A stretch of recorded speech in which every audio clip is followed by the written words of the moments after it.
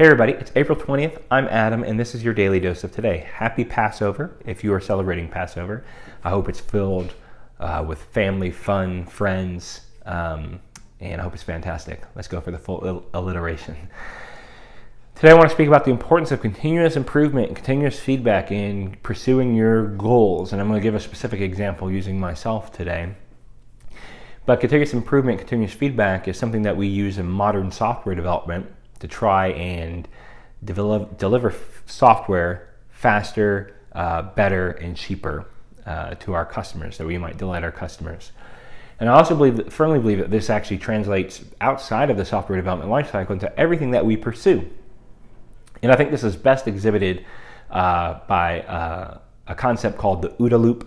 If you can look that up and read about it, because I could spend a lot of time talking about it. OODA, loop. And that's where these concepts are embraced by the U.S. Air Force.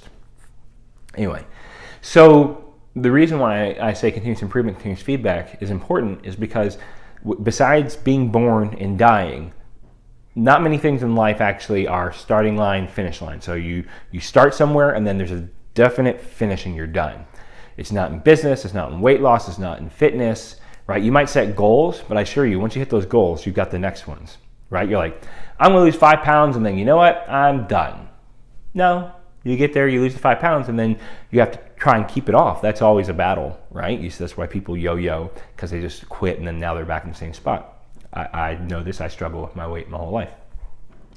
But it's about this continuous improvement, continuous feedback cycle. I'll give you an example.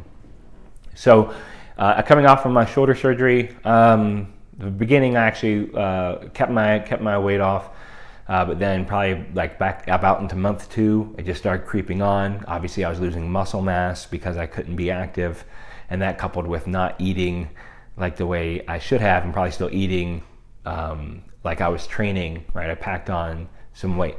Not the end of the world, very discouraging for someone who struggles with their weight, but not the end of the world. So about a week ago, or so, I put in a plan because I could actually start being active again, to start becoming more active and getting my diet back on track. Well, stepped on the scale today and I'd moved in the opposite direction. Not by a huge amount, but some. Very discouraging, right, when you're trying to do that. So, but that means today I had 2 choices, right? I could have completely got discouraged and said, that's it, this isn't for me, I'm not gonna do it, and then just go grab the bag of Oreos in the cabinet and pigged out and felt sorry for myself, right?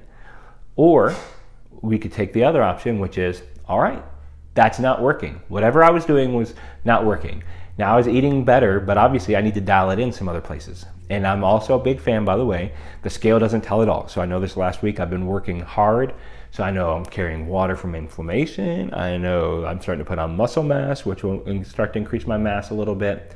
So I'm aware of all these things. But despite that, I want to make sure the scale moves in the opposite direction as well. All right, so I refactored this morning. I felt sorry for myself for a moment. Don't think for a second when I stepped on that scale, I wasn't disappointed.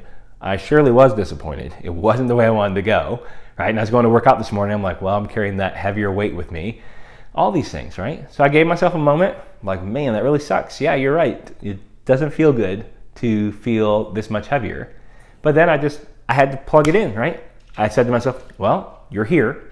You have to start where you are. So what are you going to do about it today, right? So I just redoubled my efforts to get my nutrition on track. I'm putting in the work, but you can't out-train a bad diet, right? Same thing that I say to you, same thing applies to me. So I refactor that, I strategize, I'm gonna change what I did this last week to be more focused this week so I can get it on track, right? I did it before, I can do it again.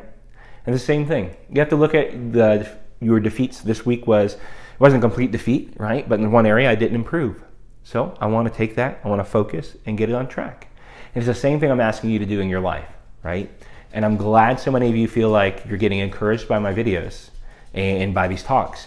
But most importantly, you gotta take action. So please take action. If you need help to take action, feel free to message me. I can give you some pointers. I can try and help you in some way. But I want the success stories to keep coming in. I wanna make sure I'm still making an impact and my words just aren't story time, right?